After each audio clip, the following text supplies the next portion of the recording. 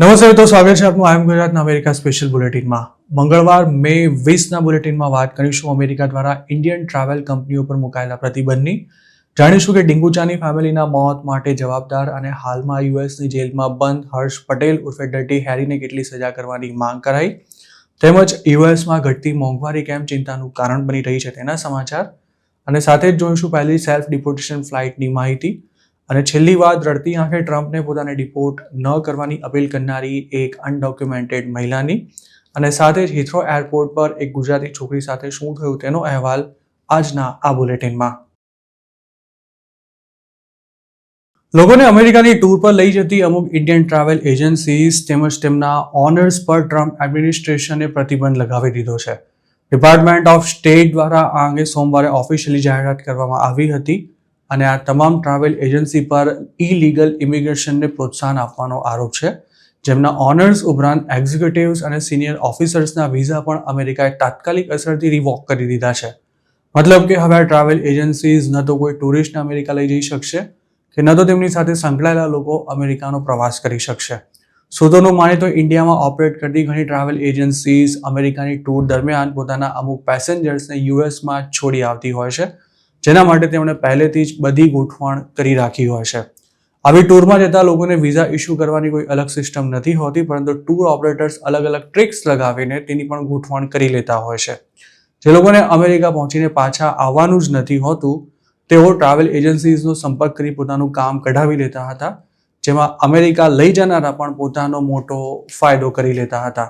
જોકે ટુરિસ્ટને યુએસ લઈને આવનારી કઈ એજન્સીના કેટલા પેસેન્જર યુએસમાં એન્ટર થયા અને કેટલા એક્ઝિટ થયા તેનો તમામ ડેટા અમેરિકા પાસે રહેતો હોય છે. તેવામાં જે ટ્રાવેલ એજન્સીના પેસેન્જર્સ અમેરિકામાં જ અદ્રશ્ય થઈ જતા હતા, તેમના પર હવે ટ્રમ્પ સરકારે તવાઈ બોલાવવાનું શરૂ કર્યું છે. ઇન્ડિયાની જે ટ્રાવેલ એજન્સીઓ પર પ્રતિબંધ મુકાયો છે તેમાં ગુજરાત અને ખાસ તો અમદાવાદની પણ અમુક એજન્સીઓના નામ આવી ગયા હોવાનું જાણવા મળી રહ્યું છે, જેમાં અમુક ટૂર ઓપરેટર્સ તો માર્કેટમાં મોટું નામ પણ ધરાવે છે. અમદાવાદથી ગયેલી એક ટૂરની તાજેતરમાં જ લોસ એન્જલસમાં તપાસ કરવામાં આવી હતી, અને આ ગ્રુપમાં 25 લોકો હતા, જેમાંથી 10 લોકો ગુમ થયા હોવાનું બહાર આવતા જે મેનેજર આ ટૂર લઈને ગયો હતો તેના વિઝા તે વખતે જ રિવોક કરી દેવાયા હતા. એક સૂત્રએ આગે પોતાની ઓળખ જાહેર ન કરવાની શરતે જણાવ્યું હતું કે આ ટ્રીપ ન્યુયોર્કથી શરૂ થઈ હતી અને લોસ એન્જલસથી પાછા આવતી વખતે જ તેમને પકડી લેવામાં આવ્યા હતા. ટ્રમ્પે ઇલીગલ બોર્ડર ક્રોસ કરીને આવનારા લોકો પર જોરદાર તવાઈ બોલાવતા હવે વિઝિટર વિઝા લઈને યુએસ પહોંચ્યા બાદ ત્યાં જ રહી જવાનું પ્રમાણ વધી રહ્યું છે, અને તેના માટે માર્કેટમાં નવા ખેલાડીઓ પણ આવી ગયા છે. એક સમયે મેક્સિકો કે પછી કેનેડાની લાઇનથી યુએસ મોકલવાનો જેટલો ભાવ ચાલતો હતો, તેનાથી પણ વધુ ભાવ હવે અમેરિકાના વિઝિટર વિઝા લાવી આપવાનો ચાલી રહ્યો છે. અમેરિકાની સરકારને પણ આ નવા ટ્રેન્ડની માહિતી મળી ગઈ હોવાથી હાલમાં જ ઇન્ડિયા સ્થિત યુએસ એમ્બસીએ વેલિડ વિઝા પર યુએસ જઈ ઓવરસ્ટે થઈ જનારા લોકોને વોર્નિંગ આપતા એવું જણાવ્યું હતું કે આમ કરનારાને ન માત્ર અમેરિકાથી ડિપોર્ટ કરાશે, પરંતુ સાથે જ તેમના પર પરમેનન્ટ બેન પણ લગાવવામાં આવશે. એમ્બસી દ્વારા આ વોર્નિંગ ઇસ્યુ થઈ તેના ગણતરીના કલાકોમાં જ અમેરિકાએ ઇન્ડિયાની અનેક ટ્રાવેલ એજન્સીઝ પર પ્રતિબંધ મૂકી દેવાની જાહેરાત કરી હતી, કારણ કે હવે ટૂરના નામે યુએસ ગયા બાદ ગુમ થનારા લોકોની સંખ્યા વધી રહી છે. ટ્રમ્પ સરકાર જે રીતે લીગલ અને ઇલીગલ ઇમિગ્રેશન પર તવાઈ બોલાવી રહી છે અને એક પછી એક જે નિર્ણયો લેવાની સાથે વોર્નિંગ્સ ઇસ્યુ કરાઈ રહી છે, તેને જોતા લાગી રહ્યું છે કે હવે ઇન્ડિયન્સ માટે અમેરિકાના વિઝિટર વિઝા મેળવવું પણ ખૂબ જ મુશ્કેલ બની જશે, અને સ્ટુડન્ટ વિઝામાં તો રિજેક્શન રેશિયો ઓલરેડી વધી પણ ચૂક્યો છે. ટ્રમ્પનો ખૌફ હાલમાં એ હદે જોવા મળી રહ્યો છે કે ઇન્ડિયાથી અમેરિકા જતી ફ્લાઇટ્સમાં પેસેન્જર્સની સંખ્યા ઘટતા ટિકિટોના ભાવ પણ ઓછા થઈ ગયા છે. હાલ અમેરિકાની જેલમાં બંધ અને જાન્યુઆરી 2022માં કેનેડા બોર્ડર પર ડીંગુચાના જગદીશ પટેલની ફેમિલીના મોત માટે જવાબદાર હર્ષ પટેલ ઉર્ફે ડર્ટી હેરીને 19 વર્ષની જેલની સજા ફટકારવા માટે માંગ કરવામાં આવી છે. ડર્ટી હેરી અને તેની સાથે કામ કરનારા સ્ટીવ શાંડ નામના એક અમેરિકનને જ્યુરી દ્વારા નવેમ્બર 2024માં દોષિત જાહેર કરાઈ ચૂક્યા છે, અને મે 28ના રોજ આ બંનેને સજા સંભળાવવામાં આવશે. ફ્લોરિડામાં રહેતા ડર્ટી હેરીની ગયા વર્ષે જ શિકાગોમાંથી ધરપકડ કરવામાં આવી હતી. સરકાર પક્ષે આ કેસમાં એવી દલીલ કરાઈ હતી કે હર્ષ પટેલે 4 લોકોના મોત બાદ પણ 1 અંશ જેટલો પણ અફસોસ સુદ્ધા વ્યક્ત નથી કર્યો, અને આજની તારીખે પણ તે સતત એવા જ દાવા કરી રહ્યો છે કે જગદીશ પટેલની ફેમિલીને લેવા બોર્ડર પર ગયેલા સ્ટીવ શાંડ સાથે તેને કોઈ લેવા દેવા જ નથી. જોકે અમેરિકાની પોલીસે આ કેસના મજબૂત પુરાવા કોર્ટ સમક્ષ રજૂ કર્યા છે, જેમાં સ્ટીવ અને ડર્ટી વચ્ચે મેસેજથી થયેલી વાતચીતના સ્ક્રીનશોટ્સનો પણ સમાવેશ થાય છે. આ ઉપરાંત સ્ટીવે પણ ડર્ટી હેરી સાથે પોતે કામ કરતો હોવાની કબૂલાત કરી લીધી છે. સ્ટીવ કેનેડાની સાઇડથી આવનારા પેસેન્જર્સને લેવા માટે ગયો તે વખતે જ તેની ધરપકડ કરાઈ હતી અને ક્રોસિંગ કરીને આવેલા જે લોકો તેની વેનમાં બેઠા હતા તેમની પૂછપરછ અને ઝડપી દરમિયાન જ જગદીશ પટેલના ફેમિલીનું મોત થયું હોવાની વાત સામે આવી હતી. હેરીના કહેવા પર સ્ટીવ મિની વેન લઈ જાન્યુઆરી 19, 2022ના રોજ જગદીશ પટેલની ફેમિલી અને તેમની સાથે આવનારા ગ્રુપને લેવા માટે મિનેસોટા બોર્ડર પર ગયો હતો, પરંતુ -23 ટેમ્પરેચરમાં જગદીશ પટેલ તેમજ તેમની પત્ની અને 2 બાળકો અમેરિકન બોર્ડરથી માત્ર 12 મીટર દૂર જ ત્રીજી જઈને મોતને ભેટ્યા હતા. જે રાત્રે તેમને બોર્ડર ક્રોસ કરવાની હતી તે વખતે એવો સુસવાટા મારતો પવન ફૂંકાઈ રહ્યો હતો કે -38°C જેટલી ઠંડી લાગી રહી હતી. કોર્ટમાં કરાયેલી રજૂઆત અનુસાર ડર્ટી હેરી જાણતો હતો કે આવા ખતરનાક વેધરમાં 2 બાળકો સાથેની ફેમિલીને કલાકો સુધી બરફમાં ચલાવી અમેરિકા લાવવામાં જીવનું જોખમ છે, પરંતુ તેણે માત્ર પૈસા માટે ડિંગુચાની ફેમિલીના જીવની પણ પરવા નહોતી કરી. આ ઉપરાંત ડર્ટી હેરી અને તેનો સાથી સ્ટીવ ઇન્ડિયાથી સ્ટુડન્ટ વિઝા પર કેનેડા લવાતા લોકોને પગપાળા બોર્ડર ક્રોસ કરાવતી સ્મગલિંગ રિંગ સાથે જોડાયેલા હોવાનું પણ ફરિયાદ પક્ષે કોર્ટને જણાવ્યું હતું. અરેસ્ટ થયો ત્યારથી જેલમાં બંધ ડર્ટી હેરી બોન્ડ પર છૂટવા માટે અનેક પ્રયાસ કરી ચૂક્યો છે, પરંતુ આ ભેજાબાજ ક્રિમિનલને જો એકવાર જેલમાંથી છોડવામાં આવે તો તે નાસી જાય તેમ હોવાથી તેને અત્યાર સુધી જેલની બહાર નથી કઢાયો. ડર્ટી હેરી ખુદ પાછો કોઈ સ્ટેટસ વિના અમેરિકામાં રહે છે. એક સમયે એવી પણ વાત બહાર આવી હતી કે તેણે યુએસ સિટીઝન છોકરી સાથે સગાઈ કરી છે અને તેની જ મદદથી પણ તેણે જેલમાંથી બહાર આવવા માટે પ્રયાસ કર્યો હતો, પરંતુ કોર્ટે તેને કોઈ પણ રાહત આપવાનો સ્પષ્ટ ઇનકાર કરી દીધો હતો.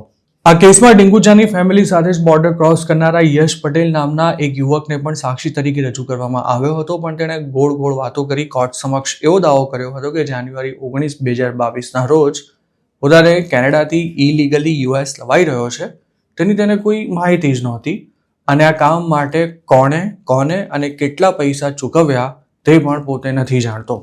નવેમ્બર 2024માં યશ પટેલ ગવાહી આપવા આવ્યો ત્યારે તે શિકાગોમાં જોબ કરતો હતો. જોકે યશના ગ્રુપમાં ક્રોસિંગ કરનારા બીજા કોઈની આ કેસમાં જુબાની નહોતી લેવાઈ અને જો લેવાઈ હોત તો પણ તેનો કોઈ મતલબ નહોતો, કારણ કે આ કેસનો એકેય ગુજરાતી વિટનેસ ડર્ટી હેરી ફરતેનો ગાડીઓ મજબૂત થાય તેવું કશું જ કોર્ટમાં નહોતો બોલવાનો. આ કેસમાં હવે મે 28ના રોજ હર્ષ પટેલ ઉર્ફે ડર્ટી હેરીને કેટલી સજા થાય છે તે ખાસ જોવાનું રહેશે, પરંતુ તેનાથી એ મહત્વની વાત એ છે કે અમેરિકાની કોર્ટ 3.5 વર્ષમાં ડિંગુચાની ફેમિલીના મોત માટે જવાબદાર લોકોને સજા સંભળાવવાની તૈયારીમાં છે, જ્યારે તેમને ઇન્ડિયાથી કેનેડા મોકલનારા લોકો સામે ગુજરાતમાં અત્યાર સુધી કોઈ જ કાર્યવાહી નથી થઈ. આ કેસ થયો ત્યારે જબરજસ્ત હો-હા થઈ હતી, પરંતુ હવે તેની ફાઇલ પર ધૂળ ચડી રહી છે અને લગભગ તમામ આરોપીઓ પણ જેલની બહાર છે. મૃતક જગદીશ પટેલના ભાઈ મહેન્દ્ર પટેલ ઉર્ફે MD પર પણ પોલીસને શંકા હતી, પરંતુ પોલીસ તેની સામે કોઈ એક્શન લે તે પહેલા જ તે અમેરિકા ભેગો થઈ ચૂક્યો છે. જગદીશ પટેલની ફેમિલીનું મોત થયું ત્યારબાદ પણ ઇલીગલી અમેરિકા પહોંચવાના પ્રયાસમાં અત્યાર સુધી કુલ 7 ગુજરાતીઓના સત્તાવાર રીતે મોત થઈ ચૂક્યા છે, જેમાં તાજેતરમાં જ કેલિફોર્નિયાના દરિયાકાંઠે ડૂબી ગયેલા મહેસાણાની ફેમિલીના 2 બાળકોનો પણ સમાવેશ થાય છે. પણ આ મામલામાં હજુ સુધી કોઈ પોલીસ ફરિયાદ સુદ્ધા નથી નોંધાઈ. ટ્રમ્પ સરકાર એક એવું પગલું લેવા જઈ રહી છે કે જેની લાખો ઇન્ડિયન ગ્રીન કાર્ડ હોલ્ડર્સને સીધી અસર થઈ શકે છે. યુએસના ડિપાર્ટમેન્ટ ઓફ જસ્ટિસે હાલમાં જ ફિલાડેલ્ફિયાની ફેડરલ કોર્ટમાં એવું જણાવ્યું હતું કે દેશના એટર્ની જનરલ પાસે કોઈના પણ ગ્રીન કાર્ડને ઇસ્યુ થયાના વર્ષો બાદ પણ તેને રદ કરવાનો અધિકાર છે. જસ્ટિસ ડિપાર્ટમેન્ટની આ રજૂઆતનો એક અર્થ એવો પણ નીકળે છે કે હવે કોઈ પણ વ્યક્તિનું ગ્રીન કાર્ડ ગમે ત્યારે રદ કરવામાં આવી શકે છે, પછી ભલે તે વર્ષોથી યુએસમાં કેમ ન રહેતો હોય. આ કાનૂની અર્થઘટન ન્યૂજર્સીના ઇમામ મોહમ્મદ કતનાનીના કેસ દરમિયાન રજૂ કરવામાં આવ્યું હતું.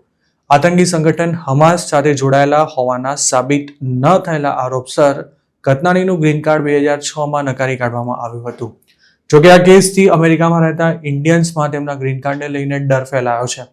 ટ્રમ્પે સ્ટુડન્ટ સામે ઇમિગ્રેશન એન્ફોર્સમેન્ટ શરૂ કર્યું ત્યારે પણ શરૂઆતમાં તો પેલેસ્ટાઇનને કથિત સપોર્ટ કરનારા લોકોને જ ભીસમાં લેવાયા હતા, પણ પછી તેનો રેલો માઇનોર ક્રાઇમ કરનારા સુધી પણ પહોંચી ગયો હતો અને ગ્રીન કાર્ડના કેસમાં પણ આવું જ કંઈક થઈ શકે છે. હવે આ બાબત ગુજરાતીઓને કઈ રીતે અસર કરી શકે છે તે સમજવાનો જો પ્રયાસ કરીએ તો જે લોકોએ અસાયલમના ખોટા કેસ કર્યા બાદ ગ્રીન કાર્ડ મેળવ્યું છે તે જ વ્યક્તિ પોતાની હોમ કન્ટ્રીમાં આવતો જતો હોવાનું જાણવા મળે તો એવી દલીલના આધારે તેનું ગ્રીન કાર્ડ રદ કરી શકાય છે કે જે તે ગ્રીન કાર્ડ હોલ્ડરે યુએસની પરમેનન્ટ રેસિડેન્સી મેળવવા માટે પોતાના દેશમાં જીવનું જોખમ હોવાની ખોટી વાત કરી હતી. તેવી જ રીતે જેમણે કોઈ અમેરિકન સાથે ફેક મેરેજ કરી ગ્રીન કાર્ડ લીધું હોય તે અમેરિકન ભવિષ્યમાં આવા કોઈ કાંડમાં પકડાય તો તેની જૂની ફાઇલ્સ પણ ખુલી શકે છે. તેવું જ ફેક રોબરી દ્વારા મેળવાયેલા યુ વિઝામાં પણ છે. કહેવાનો અર્થ એ છે કે હોશિયારી વાપરીને જેમણે ગ્રીન કાર્ડ લીધા છે તેઓ એવા વહેમમાં ન રહે કે તેમને હવે કશું જ નથી થવાનું. ટ્રમ્પ સરકાર જો જેન્યુઇન ગ્રીન કાર્ડ હોલ્ડર્સને પ્રેશર કરી પરમેનન્ટ રેસિડેન્સી સરેન્ડર કરવા માટે ફરજ પાડી શકતી હોય તો જેમણે કાંડ કરીને ગ્રીન કાર્ડ લીધા છે તેમની સામે એક્શન લેવા તેના માટે કોઈ મુશ્કેલ કામ નથી. ઇમિગ્રેશન એટર્નીઝ અને કોર્ટ ફાઇલિંગ પ્રમાણે કેટલાક ચોક્કસ સંજોગોમાં જ ગ્રીન કાર્ડ કેન્સલ કરવામાં આવતું હોય છે. સૌપ્રથમ તો કોઈ વ્યક્તિએ એપ્લિકેશન પ્રોસેસ દરમિયાન અજાણતા પણ ખોટી વિગતો આપી હોય અથવા તો ફ્રોડ કર્યું હોય તો તેનું ગ્રીન કાર્ડ કેન્સલ કરવામાં આવી શકે છે. આ ઉપરાંત ક્રિમિનલ હિસ્ટ્રી અંગે જો જાણ ન કરી હોય કે પછી ચોક્કસ સંગઠનો સાથે જોડાયેલા હોય અને અમેરિકાની સુરક્ષા માટે જોખમી હોય અથવા તો ઇમિગ્રેશન નિયમોનો ભંગ કર્યો હોય તેવા લોકોનું પણ ગ્રીન કાર્ડ રિવોક થઈ શકે છે. જેના કારણે ગ્રીન કાર્ડ રિવોકેશનનો મુદ્દો ફરી ચર્ચામાં આવ્યો છે. તે ઇમામ મોહમ્મદ ફતનાનીના કેસની વાત કરવામાં આવે તો પેલેસ્ટાઇનમાં જન્મેલા ફતનાની 1996થી ન્યૂ જર્સીમાં રહેતા હતા. 1999માં તેમણે ગ્રીન કાર્ડ માટે એપ્લિકેશન કરી હતી પરંતુ 1993માં ઇઝરાયેલી અધિકારીઓ દ્વારા કરાયેલા અનડિસ્ક્લોઝડ ડિટેન્શન અને હમાસ સાથે કથિત સંબંધોના આરોપોને લીધે 2006માં તેમની એપ્લિકેશન રિજેક્ટ થઈ ગઈ હતી. જોકે કતનાનીએ સતત એવો દાવો કર્યો છે કે હમાસ સાથે તેમના કોઈ જ સંબંધો નથી. 2008માં ઇમિગ્રેશન જજે કતનાનીની તરફેણમાં ચુકાદો આપી તેમને પરમેનન્ટ રેસિડેન્સી આપી હતી પણ ઇમિગ્રેશન અપીલ બોર્ડે પાછળથી આ નિર્ણયને ઉલટાવી દીધો હતો જેમાં ફાઇનલાઇઝ્ડ વિઝા નંબરનો અભાવ અને અધૂરા બાયોમેટ્રિક ડેટા જેવા કારણો આપવામાં આવ્યા હતા. આ કેસની તાજેતરની સુનાવણી દરમિયાન જસ્ટિસ ડિપાર્ટમેન્ટના એટર્ની લિન્ડસે મર્ફીએ એવી આર્ગ્યુમેન્ટ કરી હતી કે જો ગ્રીન કાર્ડ માટેની પ્રોસેસના તમામ સ્ટેપ્સનું સંપૂર્ણપણે પાલન ન થયું હોય તો શરૂઆતમાં મળેલી મંજૂરીના વર્ષો બાદ પણ એટર્ની જનરલ કોઈ પણ સમયે ગ્રીન કાર્ડ કેન્સલ કરી શકે છે. શું 10 કે પછી 20 વર્ષ બાદ પણ ગ્રીન કાર્ડ રદ કરવામાં આવી શકે છે તેવો પ્રશ્ન કરવામાં આવતા મર્ફી એવું જણાવ્યું હતું કે રેગ્યુલેશન લાગુ કરવામાં કોઈ સમય મર્યાદા નથી. જો જસ્ટિસ ડિપાર્ટમેન્ટની દલીલ પર અમલ કરવામાં આવે તો તેનો મતલબ એ છે કે લીગલ પરમેનન્ટ રેસિડેન્સી આપ્યાના વર્ષો બાદ પણ યુએસ તેને રદ પણ કરી શકે છે. તેથી જ લીગલ એક્સપર્ટ્સે જસ્ટિસ ડિપાર્ટમેન્ટના વલણ અંગે આશંકા વ્યક્ત કરી છે. કોર્નેલ લો સ્કૂલના ઇમિગ્રેશન લો પ્રોફેસર સ્ટેફન ગેલ લોહરે અંગે એવું જણાવ્યું હતું કે ફ્રોડ અથવા તો ક્રિમિનલ એક્ટિવિટીને કારણે ગ્રીન કાર્ડ રિવોક કરી શકાય છે પરંતુ પ્રોસિડ્યુઅર ટેકનિકાલિટીને કારણે તેને કેન્સલ કરવું તે માન્યમાં ન આવે તેવી વાત છે. એટલું જ નહીં તેનાથી લીગલ પરમેનન્ટ રેસિડેન્સીની સ્ટેબિલિટી પણ નબળી પડી શકે છે. જ્યારે અન્ય એક એક્સપર્ટ એવું જણાવ્યું હતું કે ઇમિગ્રેશન એન્ડ નેશનાલિટી એક્ટનો કાયદો એકદમ સ્પષ્ટ છે અને તે અનુસાર DHS એક પક્ષીય રીતે પરમેનન્ટ રેસિડેન્સી સ્ટેટસ રદ ન કરી શકે. ગ્રીન કાર્ડ કેન્સલ કરવા માટે ઔપચારિક પ્રોસેસની જરૂર પડે છે જેમાં તેને કેન્સલ કરવા માટેની નોટિસ ઓફ ઇન્ટેન્શન અને સુનાવણીનો પણ સમાવેશ થાય છે. મોંઘવારી ઘટવી સામાન્ય લોકો માટે હંમેશા રાહતના સમાચાર હોય છે પણ ક્યારેક ઘટતી મોંઘવારી દેશની ઇકોનોમીમાં ચાલી રહેલી ગડબડ તરફ પણ ઇશારો કરનારી હોય છે અને અમેરિકામાં હાલ કંઈક આવું ચાલી રહ્યું છે. ટ્રમ્પની પોલિસીને કારણે એક સમયે યુએસમાં મોંઘવારીમાં રોકેટ ગતિએ ઉછાળો થયો હતો અને ત્યારબાદ વોલમાર્ટ જેવા રિટેલ જાયન્ટ્સે ટેરિફને લીધે સામાન મોંઘા થશે તેવી વાત કરતા જ અમેરિકાની સરકારે તાત્કાલિક એક્શનમાં આવી રિટેલ ચેન્સને આવું કંઈ પણ ન કરવાની એક રીતે કહીએ તો ધમકી જ આપી દીધી હતી. એપ્રિલ મહિનામાં યુએસમાં ઈંડાના ભાવમાં સૌથી મોટો ઘટાડો થયો હતો. સેકન્ડ હેન્ડ કાર્સ અને ટ્રક્સ પણ સસ્તા થઈ રહ્યા છે અને કપડાની કિંમતમાં પણ ઘટાડો થયો છે જેના પર એક્સપર્ટ્સનું એવું માનવું છે કે આ ભાવ ઘટાડો ખરેખર તો ચિંતા ઉપજાવે તેવો છે કારણ કે આ વખતે ફુગાવામાં ઘટાડો થવાના કેટલાક સારા સમાચાર ખરાબ કારણોને લીધે આવ્યા હોઈ શકે છે અને કદાચ તેની પાછળ નબળી પડી રહેલી ઇકોનોમી પણ જવાબદાર હોય તેવી શક્યતા છે. ખાસ તો ગયા અઠવાડિયે પબ્લિશ થયેલા રિપોર્ટમાં ભાવમાં કેટલો ઘટાડો ટ્રમ્પ સરકારની પોલિસીઝ, ટ્રેડ વોર અને ફાઇનાન્શિયલ માર્કેટ્સમાં અનિશ્ચિતતાનો સામનો કરી રહેલા કસ્ટમર્સ તરફથી નબળી પડેલી ડિમાન્ડનો સંકેત આપી રહ્યો છે. છેલ્લા 3 મહિનાથી અમેરિકામાં એર ટિકિટ પણ સસ્તી થઈ રહી છે. આ ઉપરાંત હોટેલ, મોટેલ અને અન્ય લોજિંગના પણ ભાવ ઘટી રહ્યા છે અને સાથે જ સ્પોર્ટિંગ ઇવેન્ટ્સની ટિકિટના ભાવમાં પણ 12.2% જેટલો ઘટાડો થયો છે, જે રેકોર્ડ પરનો સૌથી મોટો માસિક ઘટાડો છે. RSMના મુખ્ય ઇકોનોમિસ્ટ જો બ્રુસલાસે આગે એવું જણાવ્યું હતું કે આ બાબત કન્ઝ્યુમર સ્ટ્રેસનો સંકેત આપી રહી છે. મોંઘવારીને કારણે લોકો પોતાના ખર્ચાઓ પર કાપ મૂકી રહ્યા છે, જેના લીધે તેમણે બહાર જમવાનું તથા ફરવા જવાનું ઘટાડી દીધું છે અને તેથી જ કદાચ કિંમતોમાં પણ ઘટાડો થઈ રહ્યો છે. એક્સપર્ટ્સનું માનવું છે કે હાલ યુએસમાં ઇકોનોમીમાં અનિશ્ચિતતામાં થયેલા વધારા અને કન્ઝ્યુમર કોન્ફિડન્સમાં થયેલા ઘટાડાને કારણે કેટલીક સર્વિસીસની ડિમાન્ડમાં ઘટાડો થયો છે અને માર્કેટમાં ડિમાન્ડ ઘટી હોવાને કારણે કસ્ટમર્સને આકર્ષવા માટે કેટલીક કંપનીઝે ભાવ ઘટાડો કરવાની ફરજ પડી છે અને તેના લીધે એપ્રિલમાં વાર્ષિક ફુગાવાનો દર 2.3% સુધી ઘટ્યો હતો. બેંક ઓફ અમેરિકાના ઇકોનોમિસ્ટનું એવું કહેવું છે કે હવાઈ ભાડા અને હોટેલના ભાવમાં ઘટાડો ડિસ્ક્રેશનરી સર્વિસીસની ડિમાન્ડમાં ઘટાડો દર્શાવે છે. ટેરિફ પ્રત્યેના ટ્રમ્પના વળગણને કારણે માર્કેટમાં અનિશ્ચિતતા અને અસ્થિરતા ઊભી થઈ છે, જેને લીધે યુએસ ઇકોનોમીના મુખ્ય ચાલક બળ એવા કન્ઝ્યુમર કોન્ફિડન્સમાં ઘટાડો થઈ રહ્યો છે. જોકે કેટલાક એક્સપર્ટ્સ એવી પણ દલીલ કરી રહ્યા છે કે કન્ઝ્યુમર ડિમાન્ડ ઘટી રહી છે તેવું તારણ કાઢવું હાલ ઉતાવળિયું ગણાશે.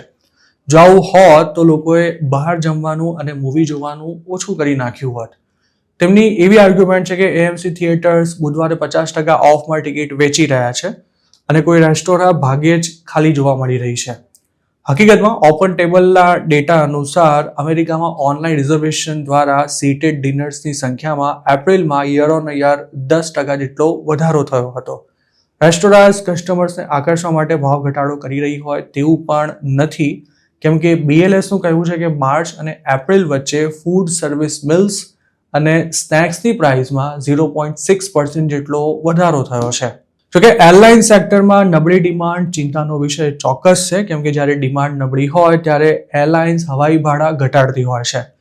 યુએસ ઇકોનોમીમાં ઊભી થયેલી ચિંતાઓના કારણે કેટલીક મોટી એરલાઇન્સે તાજેતરમાં તેમના ફાઇનાન્શિયલ ગાઈડન્સમાં પણ ઘટાડો કર્યો છે.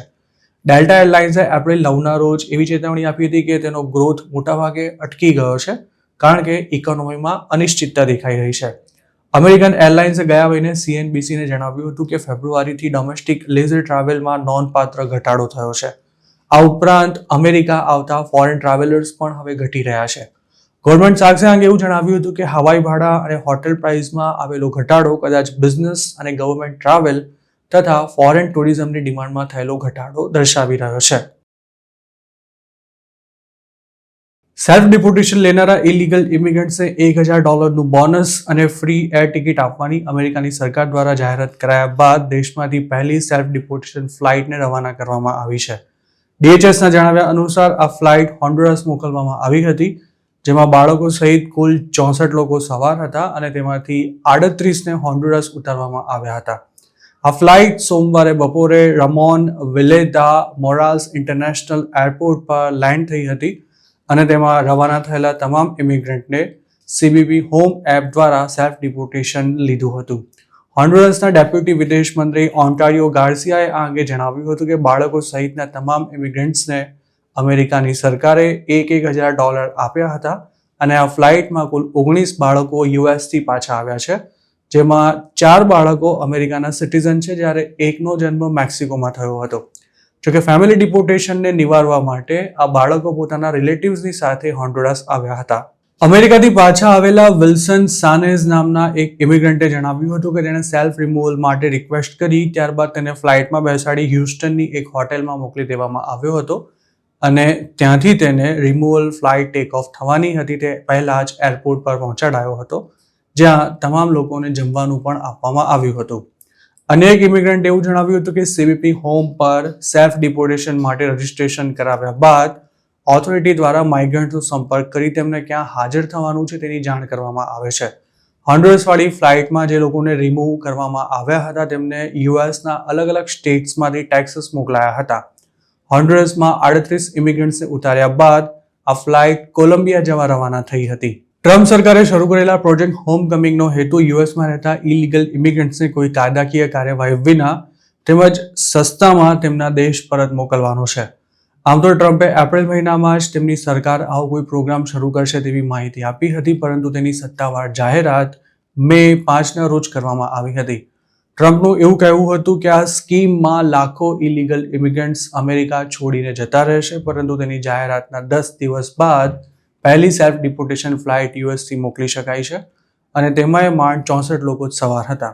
શક્ય છે કે સેલ્ફ ડિપોર્ટેશન માટે રજિસ્ટ્રેશન કરાવનારા લોકોને કોમર્શિયલ ફ્લાઇટ્સમાં પણ અલગ અલગ દેશોમાં મોકલાયા હશે, પરંતુ અત્યાર સુધી તેનો કોઈ ચોક્કસ આંકડો જાહેર કરવામાં નથી આવ્યો. આ ઉપરાંત સીબીપી હોમ દ્વારા કોઈ ગુજરાતી પાછો આવ્યો હોય તેવી પણ વાત હજુ સુધી બહાર નથી આવી.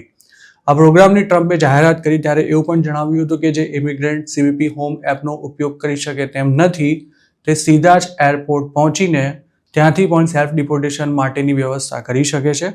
તેમજ જેમની પાસે કોઈ ટ્રાવેલ ડોક્યુમેન્ટ્સ નથી તેમને પણ અમેરિકાની સરકાર સેલ્ફ રિમૂવલમાં મદદ કરશે. ટ્રમ્પે ફેબ્રુઆરીમાં 3 રિમૂવલ ફ્લાઇટ્સ ઇન્ડિયા મોકલી હતી અને બીજા દેશોમાં પણ મિલિટરી એરક્રાફ્ટ દ્વારા હાથપગમાં બેડીઓ પહેરાવી હજારો લોકોને ડિપોર્ટ કરાયા હતા.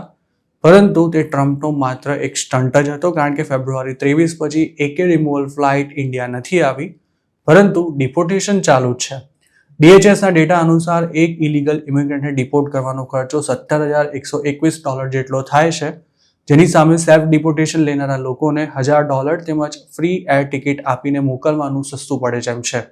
જોકે આ પ્રોગ્રામ સફળ રહ્યો કે કેમ તેનું કોઈ આકલન તેના આંકડા સામે ન આવે ત્યાં સુધી કરી શકાય તેમ નથી. સેલ્ફ ડિપોર્ટેશન માટે લોકોને પ્રોત્સાહિત કરવા ટ્રમ્પ સરકારે એવી પણ ઓફર કરી છે કે આવા લોકોને ભવિષ્યમાં લીગલી યુએસ પાછા આવવાનો પણ ચાન્સ મળી શકે છે અને તેમ છતાંય જે ઇલીગલ એલિયન્સે અમેરિકા ન છોડ્યું તેને લાંબો સમય જેલમાં રહેવાની સાથે ફરી ક્યારેય યુએસ આવવા નહીં મળે તેવી ધમકી પણ ટ્રમ્પ આપી ચૂક્યા છે. ફાઇનલ રિમૂવલ ઓર્ડર ઇસ્યુ થયાના 20 વર્ષ સુધી અમેરિકા ન છોડવાના ગુનામાં $1.8 મિલિયન જંગી દંડનો સામનો કરી રહેલી સાઉથ ફ્લોરિડાની અનડોક્યુમેન્ટેડ ઇમિગ્રન્ટ મારિયાએ પહેલીવાર પોતાની વ્યથા વ્યક્ત કરી છે. CBS ન્યૂઝને આપેલા ઇન્ટરવ્યૂમાં મારિયાએ જણાવ્યું હતું કે દંડની નોટિસ મળી તે દિવસથી પોતે સતત ટેન્શનમાં છે અને રાત્રે ઊંઘી પણ નથી શકતી. મારિયાનું કહેવું છે કે પોતે હોન્ડુરાસ પાછી જવા નથી માંગતી અને જો યુએસથી તેને ડિપોર્ટ કરવામાં આવી તો તેની જિંદગી બરબાદ થઈ જશે. મારિયા ફેબ્રુઆરી 2005માં કેલિફોર્નિયા થઈને યુએસ આવી હતી. 2 મહિના પછી ઇમિગ્રેશન હિયરિંગમાં હાજર ન રહેતા તેને યુએસ છોડી દેવાનો આદેશ આપવામાં આવ્યો હતો. મારિયાએ તે સમયે જ ઇમિગ્રેશન ઓફિસરને કહ્યું હતું કે અમેરિકામાં તેનું કોઈ નથી અને રહેવા માટે પણ પોતાની પાસે કોઈ ચોક્કસ જગ્યા નથી. તેનો દાવો છે કે તેને ક્યારે પણ ડિપોર્ટેશનને લગતા કે પછી બીજા કોઈ પણ ઇમિગ્રેશનને લગતા ડોક્યુમેન્ટ્સ નથી મળ્યા. મારિયાને 1952ના ઇમિગ્રેશન એન્ડ નેશનાલિટી એક્ટ હેઠળ ડિપોર્ટેશન ઓર્ડર ઇસ્યુ થયા બાદ રોજના $500 લેખે દંડ ફટકારવામાં આવ્યો છે. આ કાયદો યુએસ ગવર્મેન્ટને રિમૂવલ ઓર્ડરનું પાલન ન કરનારા અનડોક્યુમેન્ટેડ ઇમિગ્રન્ટ્સ પર ડેલી પેનલ્ટી લગાવવાની મંજૂરી આપે છે. મારિયાની એટર્ની મિશેલ સાંચેઝે જણાવ્યું હતું કે આ દંડ ઘણો જ વધારે અને અન્યાયી છે, કેમ કે તેમના ક્લાયન્ટને તેના પરિણામો વિશે યોગ્ય જાણકારી આપવામાં નથી આવી. મિશેલ સાંચેઝે 2024માં મારિયાનો કેસ રીઓપન કરવા માટે અપીલ ફાઇલ કરી હતી, જેમાં એવી દલીલ કરાઈ હતી કે મારિયા ઘણા સમયથી યુએસમાં રહે છે અને તેનો કોઈ ક્રિમિનલ રેકોર્ડ નથી, એટલે તે યુએસમાં રહેવા માટે ક્વોલિફાઈડ ઠરે છે. એટર્નીએ એ બાબત પર પણ ધ્યાન દોર્યું હતું કે આ મહિલાને ડિપોર્ટ કરવામાં આવશે તો તેના 3 યુએસ સિટીઝન્સ બાળકો મોટી મુશ્કેલીમાં મુકાઈ જશે. બાઇડન એડમિનિસ્ટ્રેશનમાં આઈસના એટર્નીઝને કેટલાક ડિપોર્ટેશન કેસીસને ફરી ખોલવાની મંજૂરી આપવામાં આવી હતી, પરંતુ સાંચેઝના જણાવ્યા અનુસાર ટ્રમ્પ એડમિનિસ્ટ્રેશને આવા નિર્ણયો પર કોઈ માર્ગદર્શન ન આપ્યું હોવાથી આ વર્ષે માર્ચમાં મારિયાનો કેસ ફરી ઓપન કરવાનો ઇનકાર કરી દેવાયો હતો અને તેના 2 મહિના પછી જ તેને દંડની નોટિસ મળી હતી. સાંચેઝે એમ પણ કહ્યું હતું કે તેઓ અપીલ કરવાનું વિચારી રહ્યા છે. તેનો તર્ક છે કે મારિયાને તેની સામે ડિપોર્ટેશનની કાર્યવાહી થઈ શકે છે તે અંગે ક્યારેય આઈસ દ્વારા જણાવાયું જ નથી. તો બીજી તરફ મારિયાનું એવું કહેવું છે કે બાળકોથી અલગ થવું તેના માટે ઘણું જ પીડાદાયક બની રહેશે. તેણે કહ્યું હતું કે તે માત્ર એટલું જ જાણે છે કે આ તેમનો દેશ છે. પોતાના પર દયા કરવાની વિનંતી સાથે તેણે અમેરિકાની સરકારને અપીલ કરી હતી કે પોતે બાળકો સાથે યુએસમાં રહેવા માંગે છે. કોર્ટ દ્વારા જો ડિપોર્ટેશન ઓર્ડર ઇસ્યુ કરી દેવાય તો તેને ચેલેન્જ કરી શકાય છે, પરંતુ આ પ્રોસેસ ખૂબ જ લાંબી અને ખર્ચાળ છે. વળી મારિયાના કેસમાં તો 20 વર્ષ જૂના ડિપોર્ટેશન ઓર્ડરને કેન્સલ કરાવવા માટે તે મથી રહી છે, જે ટ્રમ્પની સરકારમાં એક રીતે કહીએ તો લગભગ ઇમ્પોસિબલ છે. એક ગુજરાતી કપલને પણ મારિયાની જેમ જ 2024માં ઇમિગ્રેશનની હિયરિંગમાં હાજર ન રહેતા રિમૂવલ ઓર્ડર આપી દેવામાં આવ્યો હતો. જેને 6 મહિના બાદ તેમણે ચેલેન્જ કર્યો હતો અને હવે તેમને વર્ક પરમિટ મળવાની પણ તૈયારીમાં છે. જોકે સિસ્ટમની નજરમાં આવી ગયેલા આ ગુજરાતી કપલ પર હવે ડિપોર્ટેશનની તલવાર ચોક્કસ લટકી રહી છે.